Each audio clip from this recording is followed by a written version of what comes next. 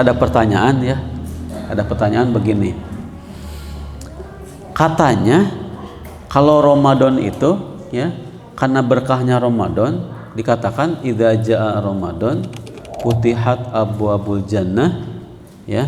Kemudian wa ghulliqat abwabun nar, dibuka pintu surga, ditutup pintu neraka, wa suffidatis syayatin, dan diikat setan-setan.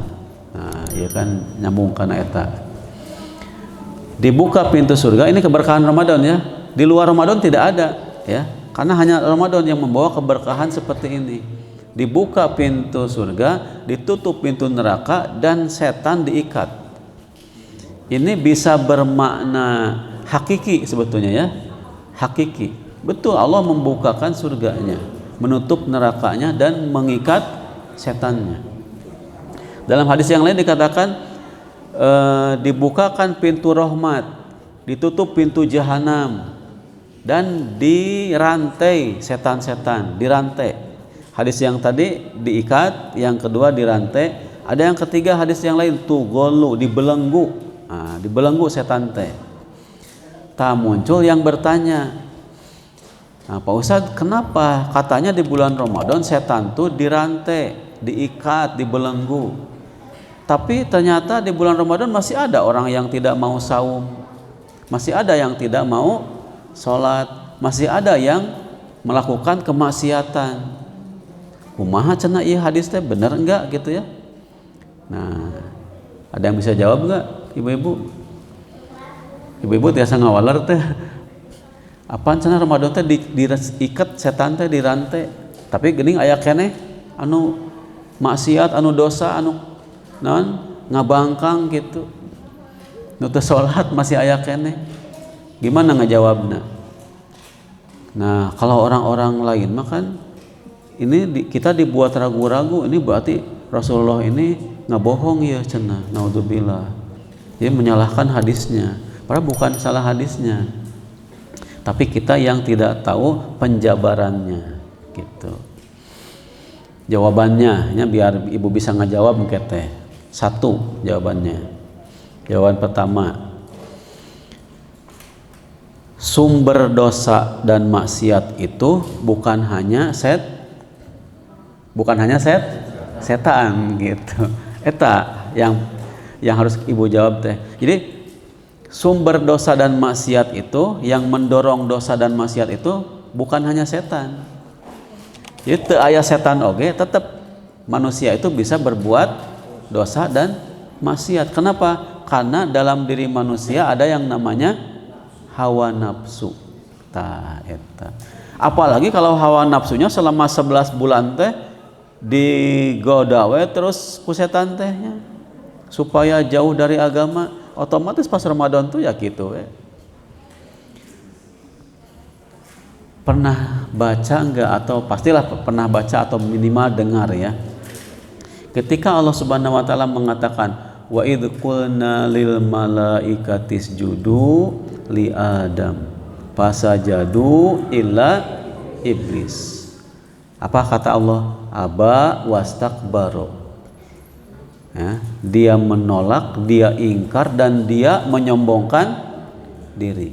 Jadi ketika Allah memerintahkan sujud para malaikat kepada Nabi Adam, semuanya sujud kecuali iblis. Kenapa iblis tidak mau sujud? Dia enggan, enggak mau, dan dia menyombongkan diri, takabur. Wa kana minal kafirin. Maka terbuktilah iblis itu termasuk golongan yang kafir. Cik, saya mau tanya ke ibu-ibu. Ibu-ibu belahnya, nah, kan ibu-ibu rajinnya ngawasna.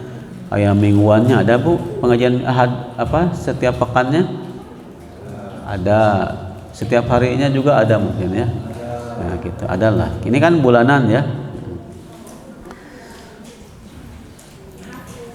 Waktu iblis tidak mau sujud ke Nabi Adam, itu iblis ada yang menggoda enggak? Tidak ada ya. Di pas iblis enggak mau sujud ke Nabi Adam teh, enggak ada setan di situ teh. Enggak ada setannya. Mungkin kata setan teh, iblis entong sujud maneh. Mun sujud awas. Enggak ada. Justru setannya itu eta iblis, gitu ya. Maka dikatakan oleh Allah aba wastakbaro, dia enggan dari dirinya, enggan, dan dia menyombongkan diri dari diri dan jiwanya sendiri. Itu ada nafsu teh. Dalam diri manusia ada, selama ada hawa nafsu maka bakal ada peluang memungkinkan walaupun Ramadan ada pelanggaran. Itu jawaban pertama. Jawaban kedua apa? Kata para ulama, yang diikat itu hanya setan-setan kelas kakap yang besar-besarnya aja, iblis dan beberapa kawannya. Sementara yang kecil-kecilnya, anak buahnya itu biasa aja bergentayangan. Itulah yang menggoda manusia, ya. Karena seharusnya orang-orang yang beriman dan bertakwa itu tidak mempan digoda oleh setan-setan anu klaster itu, nggak bisa, ya. Tapi alamun masih kene kagoda ku setan klasteri, berarti lebih lemah lagi eta imanna teh gitu. Kartos teh gitunya.